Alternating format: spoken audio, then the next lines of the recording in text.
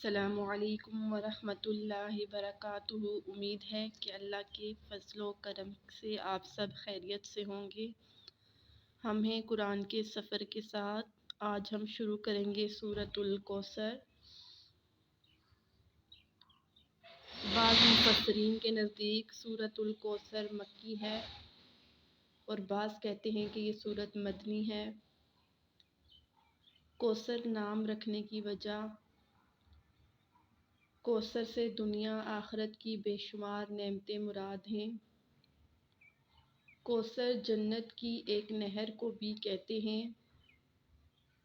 اس سورت کی پہلی آیات میں یہ لفظ موجود ہے، اسی وجہ سے اسے سورۃ الکوثر کہتے ہیں۔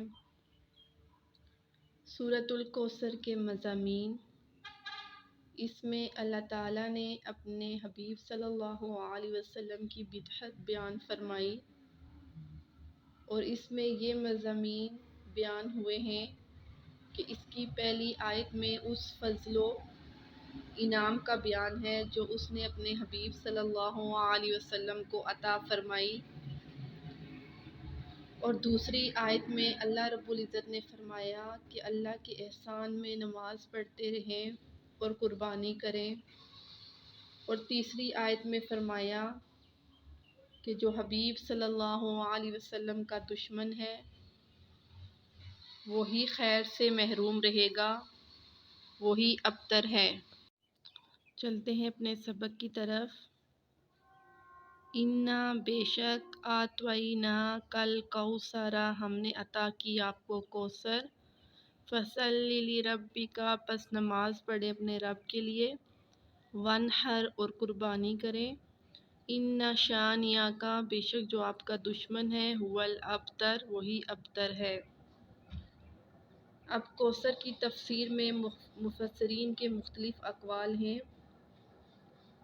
خلاصہ یہ ہے کہ اے محبوب صلی اللہ علیہ وسلم، بے شک آپ کو بے شمار نعمتیں عطا کی گئی اور کثیر فضائل عنایت کر کے تمام مخلوق پر افضل کیا۔ حسن ظاہر بھی آپ صلی اللہ علیہ وسلم کو عطا کیا اور حسن باطن بھی، نسب عالی بھی، کتاب بھی اور نبوت بھی، حکمت بھی عطا کی، علم بھی اور شفاعت بھی، اور حوض کوثر بھی اور مقام محمود بھی، تو دین کے دشمنوں پر غلبہ بھی۔ بے شک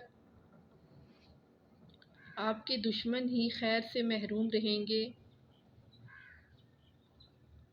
اب اس صورت میں اللہ رب العزت نے بتایا کہ آپ صلی اللہ علیہ وسلم کو اللہ نے حوض کوثر کا مالک بنایا۔ فصلی لربک سے مراد عیدین کی نمازیں ہیں، اور ان شانئک هو الابتر سے مراد عاص بن وائل اور آپ صلی اللہ علیہ وسلم کے جو مخالفین تھے۔ جب آپ صلی اللہ علیہ وسلم کے صاحبزادے حضرت قاسم کا انتقال ہوا تو یہ بدبخت کہنے لگے کہ آپ صلی اللہ علیہ وسلم کی نسل ختم ہو گئی، تو اللہ نے فرمایا کہ آپ صلی اللہ علیہ وسلم کا چرچا تا قیامت رہے گا، ہر عالم اور واعظ کی زبان پر آپ صلی اللہ علیہ وسلم کا نام رہے گا، اللہ نے آپ کا مرتبہ بلند کیا۔ تو آپ صلی اللہ علیہ وسلم کے جو دشمن ہیں اللہ انہیں ہی ہر خیر سے محروم کرے گا۔ تو اس صورت میں یہی بیان ہوا تھا، اور سورۃ الکوثر کا وظیفہ یہ ہے کہ جو انسان 313 مرتبہ سورۃ الکوثر جس مقصد کے لیے پڑھے، اللہ اس مقصد میں کامیابی عطا فرماتا ہے اور ہر قسم کی پریشانی کو دور کرتا ہے۔